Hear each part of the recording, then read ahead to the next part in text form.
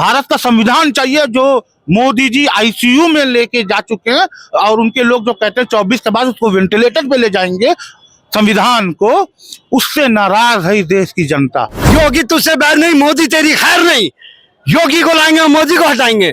आप योगी को हटाने मांगते हो, इस बार आपका जाना तय है। जो 2014 से ही कह रहा है हिंदू खतरे में, हिंदू खतरे में है, उससे शर्मनाक प्रधानमंत्री और कौन हो सकता है। मोदी जी ने अभी 4 दिन पहले एक बात कही कि जो है भारत के कुछ दुश्मन हैं जो मोदी को नहीं जीतना देना चाहते। भारत का नागरिक भारत का दुश्मन है?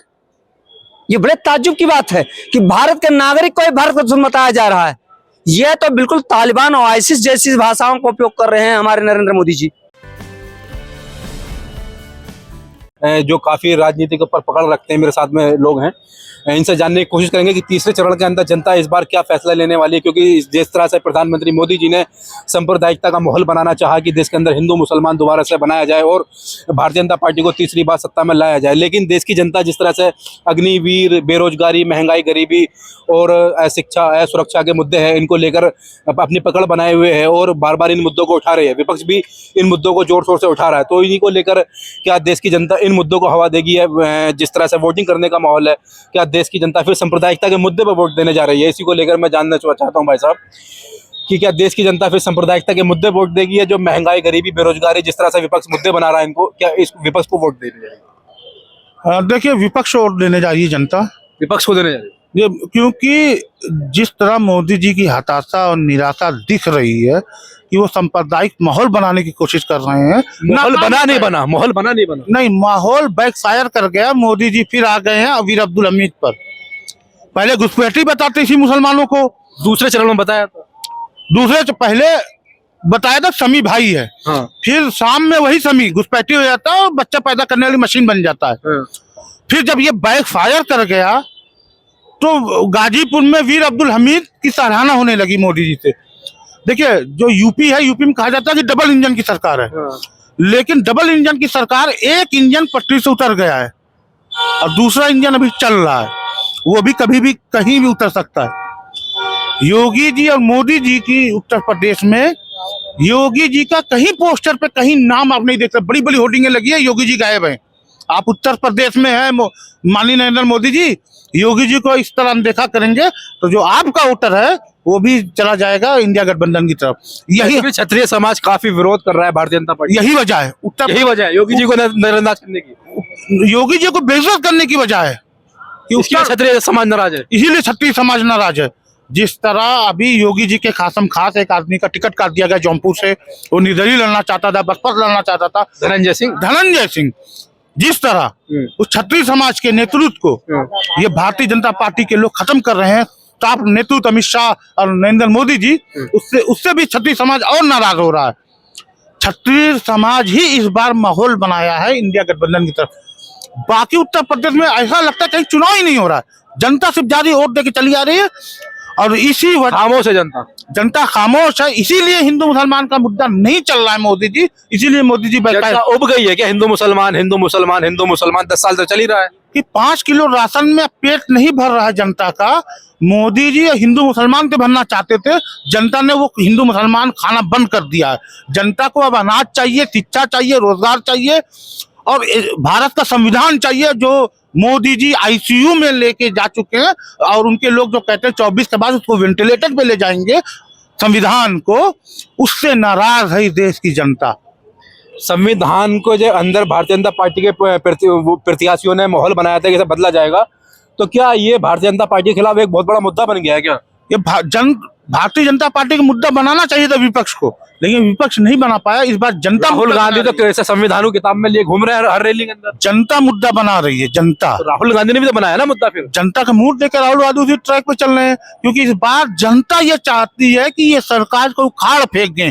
झोला जहां से उठा था वो झोला वहीं पहुंच जाए, क्योंकि आप उत्तर प्रदेश में है कि किसी भी राज्य में हो, महाराष्ट्र में लड़ाई गुजरात बनाम मराठियों की है, उत्तर प्रदेश की जो लड़ाई है भैया जिसे कहा जाता है, ठेठ लैंग्वेज है, भैया बनाम गुजराती की लड़ाई है। क्योंकि यहाँ हर ठेकेदार, नगर निगम से लेकर हर बड़ा ठेकेदार गुजराती है, और यहाँ का जो ठेकेदार था वो वर्कर बन गया है उन गुजरातियों का। देश गुजरातियों का गुलाम, राज्य के अंदर लोग उनके नौकर बन गए हैं। देश हर प्रदेश गुजरातियों का गुलाम बन चुका है। उस गुलामी से आजादी के लिए इस बार इस देश की जनता नरेंद्र मोदी को उखाड़ फेंक देगी। देश की जनता, जिस तरह भाई साहब कह रहे हैं कि देश की जनता जो गुलामी की जंजीरों को तोड़कर मोदी जी को उखाड़ फेंकेगी, तो क्या लग रहा है 2024 के चुनाव के अंदर जिस तरह से भारतीय जनता पार्टी ने 400 पार का नारा दिया, प्रधानमंत्री मोदी जी ने बहुत जोर शोर से उठाया, उनके प्रत्याशियों ने भी कहा कि 400 सीटें इसलिए चाहिए कि देश के अंदर संविधान के अंदर संशोधन करने हैं खूब सारे, तो क्या लग रहा है आपको कि 2024 में प्रधानमंत्री कौन बनने जा रहा है और देश के अंदर क्या मुद्दे इस बार हावी हैं? हिंदू मुसलमान तो काफी हो ही रहा है। देखिए, संविधान को संशोधन नहीं, रिप्लेसमेंट भी नहीं, हटाएंगे सीधा सा। बोल रहे हैं 402 हम सबसे बड़ा काम करेंगे, और कौन सा काम रह गया इनका? इनके मैनिफेस्टो में 370 था, वो हटा दिया, यूजी लागू कर दिया। अब सिर्फ यही बना है कि संविधान पे इनको चिढ़ है, इनको संविधान बदलना है। दलित और आदिवासी को वापस उनके औकात में पहुंचाने के लिए ये काम किया जा रहा है। दलित आदिवासी इनको माफ नहीं करेगा। आप बताइए। मोदी जी तो एक रैली के अंदर कहे थे कि अगर अंबेडकर साहब भी आ जाएंगे संविधान बदलने के लिए, संविधान नहीं बदला जाएगा। भाषा देखिए आप, अंबेडकर जी के लिए क्या कह रहे हैं? अंबेडकर जी भी आ जाएंगे तो संविधान में, अरे अंबेडकर के बारे में ये बोलोगे तुम? ये बोल रहे हैं अंबेडकर जी भी आ जाएंगे संविधान नहीं बदल पाएंगे? तुमने लिखा है संविधान, तुम्हारी भाषा किस तरीके की है? यही साल जाहिर करता है कि तुम संविधान बदलोगे। जो आदर ही नहीं कर रहा है बाबा साहब अंबेडकर का, क्या बात कर रहे हैं आप ये बताइए। 10 साल से हिंदू मुसलमान, अब इसमें नहीं होगा इलेक्शन इसमें नहीं होगा यार, बहुत झेल चुके हैं हम लोग। अब शिक्षा में बात करो, आप बोलते हैं हम रोड बना लिए, 13 से 17 के बीच मिनिस्ट्री ऑफ रोड बताते हैं कि 15,000 लोगों की गड्ढे में गिर के मौत हुई है। 15,000 लोग गड्ढे में गिर के मर जा रहे हैं और आप कुछ नहीं बोल रहे हैं। नितिन गडकरी खुद संसद में बोल रहे हैं कि उत्तर प्रदेश में 1,000 लोगों की गड्ढे में गिर के मौत हुई है। आपने कुछ काम नहीं किया, आपने फीस 400 गुना बढ़ा दिया स्टूडेंट की। जो फीस आपका भी है। छात्रों के अंदर काफी बेरोजगारी के मुद्दे रहे हैं, तो क्या लग रहा है कि जो देश का पहला वोटर है वो इस बार किस गठबंधन को वोट देने जा रहा है, एनडीए को या इंडिया को? देखिए, गरीब बच्चे लगे 8 साल में 80 पेपर लीक हो गए। 1500 रुपया ला के माँ कैसे देती है? 2 लाख रुपया लगता है साल भर का, वो बेचारा करता, पेपर लीक कर दे रहे हो। आपको नौकरी नहीं देना, पेपर लीक कर दे रहे हो। आपने फीस 400 गुना बना दिया। आप बताइए, 527 खाद्य पदार्थों में एथिलीन ऑक्साइड पाया गया है, जहर होता है, वो कैंसर हो रहा है। ये सब मुद्दे कहाँ चल रहे हैं? देश में चल रहे हैं हिंदू मुसलमान मंगलसूत्र। नहीं, स्वास्थ्य, शिक्षा और आपका स्वास्थ्य, पानी, शुद्ध खाना देना पड़ेगा, शुद्ध पानी देना पड़ेगा, शुद्ध हवा। ये अब 2004 जून के बाद तो सरकार आ जाएगी। नहीं, सरकार ये जाएगी आज। मोदी जी की आ रहे हैं, 400 लेकर आ रहे हैं। अरे उनके बोलने से क्या होगा? आम जनता आज इनके खिलाफ है। आप ठाकुर को 300 आ जाएगा, ये योगी को भी हटाएंगे। योगी जी को हटा देंगे जी, योगी तुझसे बैर नहीं, मोदी तेरी खैर नहीं। योगी को लाएंगे और मोदी को हटाएंगे। आप योगी को हटाने मांगते हो, इस बार आपका जाना तय है। जय हिंद, जय भारत। क्या जिस तरह कह रहे हैं कि इस बार जाना तय है, तो क्या लग रहा है आपको? क्या लग रहा है? शिक्षा, रोजगार, स्वास्थ्य, नौकरियां, महंगाई, सुरक्षा। हम कहें 400 आ रही है तो आप मान लेंगे? हमने क्या किया? मुद्दों पे बात करिए ना, अपने मुद्दों पे आएंगे। हाँ, तो मुद्दा बताइए ना, देश के अंदर क्या मुद्दा है? हिंदू मुसलमान, महंगाई, बेरोजगारी, गरीबी, अग्निवीर, ये सब। उस पे भी आऊंगा। पहले बताइए, शिक्षा, रोजगार, स्वास्थ्य, नौकरियां, महंगाई, सुरक्षा, इस पे बात की है भारत सरकार ने, केंद्र की चाहे उत्तर प्रदेश की सरकार ने। तो किस मुख से जाएंगे ये जनता के बीच में और क्या मांगेंगे? अब मैं बात करता हूँ, जिस तरीके से ये कहते हैं कि वो घुसपैठिए हैं या कोई और नाम से संबोधित करता है प्रधानमंत्री मुसलमानों को, तो क्या लगता नहीं है कि आपको कि ये हताशा है? अभी 2 राउंड हताशा है। ये 2 राउंड चुनाव जीतने के बाद मंगलसूत्र पे आ गया है। हिंदू बच्चों के लिए ये इसने बोल दिया कि दिल्ली में जो सरकारी स्कूल है उस पे बच्चों को बम से उड़ा देगा, आतंकियों का ईमेल आया है। इस तरीके, ये सत्ता में आने के लिए क्या इन सब बातों का जरूरी है? मतलब कितनी निर्लजता है, कितनी नीचता का स्तर है तुम्हारा नरेंद्र मोदी। अब तुम तीसरा भी राउंड हारोगे तो तुम कहीं ऐसा ना हो कि ये कह दो कि मुसलमान भाइयों, अगर कांग्रेस आ गई 2024 में तो आपकी 4 बीवियों में से 3 बीवी आज के जमाने में किसकी हैं? जिसकी है उसकी तो जब्त हो जाएंगी। किसकी है? तुमने देखा किसी की? मैं इस पे नहीं जाना चाहता। मैं तो उसका मैं तो उसकी गंदगी बता रहा हूँ नरेंद्र मोदी की, वो किस हद तक गिर सकता है। जिन भाइयों की मेरी 4 बीवियां हैं, जिन मेरे भाइयों की है, तो कह देगा अगर कांग्रेस आ गई तो आपकी 4 बीवियों में से 3 बीवियां जो है जब्त हो जाएंगी। इस नीचता पे उतर आया प्रधानमंत्री देश का। मैं आपको ये बता रहा हूँ, अब कैसे कैसे जैसे जैसे ये चुनाव हारता जाएगा वैसे वैसे इसकी भाषा अभद्र होती जाएगी, वैसे वैसे इसकी भाषा गलत होती जाएगी, ये आप देखिए। तो 2024 में जो मुद्दे उठाए हैं राहुल गांधी ने कि 30 लाख पद जो हैं वो खाली हैं, उनको हमारी सरकार बनते साथ ही भरा जाएगा, और देश के अंदर जो महिलाओं के लिए 8,500 रुपये प्रति महीना दिया जाएगा और 1 लाख रुपए प्रति वर्ष जो बनेगा वो दिया जाएगा। तो क्या महिलाओं के बीच में ये सब मुद्दे वो मतलब हावी हो रहे हैं क्या ये मुद्दे? नरेंद्र मोदी ने क्या कहा था, 15 लाख 2 करोड़ नौकरियां, और सारे वादे झूठे हैं उसके। जो इंडिया गठबंधन का मैनिफेस्टो है, कांग्रेस इंडिया गठबंधन का जो मैनिफेस्टो है, वो 30 लाख या जो भी उनके वादे, और महिलाओं के लिए, जो युवाओं के लिए, जो किसानों की एमएसपी के लिए, उनके जो औजारों पे जीएसटी को बिल्कुल पूरी तरीके से, जो 1-8 चीजों को छोड़ के बाकी सभी पे जीएसटी हट रही है उनकी सरकार आते ही। तो कहीं ना कहीं हमने जो वायदे किए हैं वो जमीनी है, इनके वायदे जो है वो हवाई है। मोदी जी के वादे हवाई है क्यों? अमित शाह ने नहीं कहा था, ये तो जुमला है। अमित शाह मोदी जी कह रहे हैं कि आपका बेटा 70 साल से ऊपर के बुजुर्गों का इलाज फ्री करवाएगा। सही बात है। पहले बच्चों को मरने से तो बचा लो। तुम तो कह रहे हो सरकारी स्कूलों में बम से उड़ाने वाले हैं, देश में बच्चे आपका इलाज भी फ्री करवाएंगे मोदी जी, आप कहाँ हैं? पहले तो आप औरत के मंगलसूत्र तक पहुंच गए, अब इतने बेशर्म हो गए कि उसी औरत के बच्चों तक पहुंच गए आप कि वो बम से उड़ा दिए जाएंगे। ऐसा देश का प्रधानमंत्री है जो 2014 से ही कह रहा है हिंदू खतरे में, हिंदू खतरे में है। उससे शर्मनाक प्रधानमंत्री और कौन हो सकता है?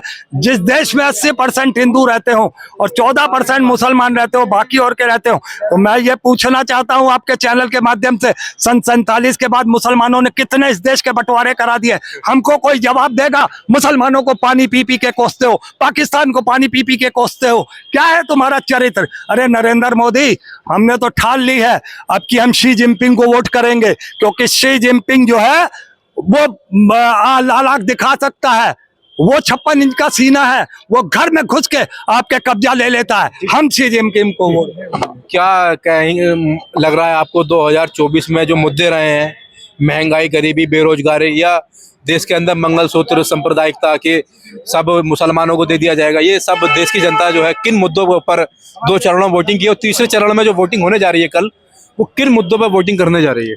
जनता अपनी आवश्यकताओं और भारत की अस्मिता पर वोट करने जा रही है। यहाँ पर मोदी जी के लिए अगर मोदी जी कह रहे हैं कि विपक्ष आएगा तो वो मंगलसूत्र चुरा लेगा, तो सबसे पहले मोदी जी ने इस लायक ही आपने नहीं बनाया हुआ है कि 75,000 ना होंगे ना मंगलसूत्र बनेगा। पहले तो मंगलसूत्र बनने के कगार पर हम हो, तब तो मंगलसूत्र चुनने की बात करेंगे। आपने तो बनने लायक ही नहीं छोड़ा, बनने लायक ही नहीं छोड़ा। सोना महंगा हो गया है भाई। 75,000 रुपया हो गया, एक लड़की की शादी करना हो, मंगलसूत्र 10 ग्राम लेने के लिए 75,000 रुपये तो देने पड़ेंगे ना। और 75,000 यहाँ 75 रुपये तो मिल नहीं रहे हैं। 5 किलो अनाज दे रहे हो 2 रुपए किलो के हिसाब से, हमें 10 रुपए का अनाज दे रहे हो खाने के लिए, और 75,000 हम लाएंगे कहाँ से? सबसे बड़ी बात तो ये है, मोदी जी ने अभी 4 दिन पहले एक बात कही कि जो है भारत के कुछ दुश्मन हैं जो मोदी को नहीं जीतना देना चाहते। भारत का नागरिक भारत का दुश्मन है? ये बड़े ताज्जुब की बात है कि भारत के नागरिक को भारत का दुश्मन बताया जा रहा है। यह तो बिल्कुल तालिबान और आईसिस जैसी भाषाओं का उपयोग कर रहे हैं हमारे नरेंद्र मोदी जी। क्या ये आता है मतलब तालिबान से प्रेरित है? क्या ये जो है आईसिस से प्रेरित है? इस तरीके से धमकियां दे रहे हैं, डरा रहे हैं। भारत शिखंडियों का देश नहीं है, भारत राजपूतानों का देश है। आज तो एक भाजपा के नेता ने ये भी कहा है कि जो मोदी जी को वोट न दे वो देशद्रोही है। हाँ? आज तो एक भाजपा के नेता ने ये भी कहा है कि जो भाजपा को वोट न दे नरेंद्र मोदी जी ने तो कहा कि यहाँ के लोग ही भारत के दुश्मन हैं। तो अगर उनके पक्षधर ने कह दिया तो कौन सी बड़ी बात कह दी? आप जो है करेले के पेड़ में उसका गन्ने का रस नहीं पा सकते, करेले के जूस को कड़वा ही होगा, गन्ने का जूस नहीं बना सकते आप। तो मोदी जी जब करेला हैं तो आप उनके विधायक, उनके समर्थकों को क्या आप गन्ना समझ सकते हो क्या? गन्ने वाली भाषा बोलेंगे। तो ये सब चीजें आनी नहीं चाहिए। लेकिन भारत की जनता, तीसरे चरण में क्या उम्मीद लग रही है आप? तीसरे नहीं, पहले चरण से लेके 7वें चरण तक मोदी जी 143 पार जो उन्होंने कहा 400 पार 143, तो वही 143 में सिमट करके रहेंगे। 143 पे निकल जाएगी। ओनली 143। ये तो बहुत बड़ी हार हो जाएगी, शर्मनाक हार मानी जाएगी। अरे भैया लखनऊ से राजनाथ सिंह 50,427 वोट से हारने जा रहे हैं। 50,427। हाँ आप लिख लीजिए आज का डेट। कितने लखनऊ से हरा दिया। लखनऊ से राजनाथ सिंह हारने जा रहे हैं। हमने एग्जैक्ट वोट बता दिया 50,427 वोट से हारेंगे। ये तो गढ़ बताया जाता लखनऊ भाजपा का। हाँ गढ़ है लखनऊ भाजपा का। भाजपा का नहीं, अटल का गढ़ है, भाजपा का नहीं है, ये भूल जाओ अब आप। ये अटल जी का गढ़ है, अटल जी के नाम से लखनऊ जानी जाती है। तो अटल जी की पार्टी से ही तो लड़ रहे हैं राजनाथ सिंह। अटल जी का तो सम्मान किया नहीं, अटल जी का कन्वेंशन सेंटर बनवा दिया क्या अभी तक? 10 साल भारत रत्न दे दिया उन्हें। भारत रत्न एक कागज हम भी आपको लिख करके देते हैं कि हम आपको जो है ब्रिटेन रत्न दे दें तो हो जाएंगे क्या? हैं? अरे मुझे क्यों अंग्रेजों का रत्न दे रहे हो आप? अरे तो भैया हम आपको नौगरा के रत्न दे दें आपको, और क्या? नौगरा के रत्न हम आपको दे दें, मिल जाएगा लिखने से क्या? आपको मालिक मिल जाएगा, अगर मैंने आपको रत्न दे तो मालिक बन जाएगा, हीरा मिल जाएगा आपको क्या? दोस्तों 2024 में देखना होगा कि जनता जो है किन मुद्दों के ऊपर वोट कर रही है, और जिस तरह से बार बार जनता के अंदर खामोशी है उसको लेकर तरह तरह के सवाल उठ रहे हैं। तो 4 जून को ही पता चलेगा, क्योंकि इस बार लगता है कि सारे के सारे एग्जिट पोल फेल होने जा रहे हैं।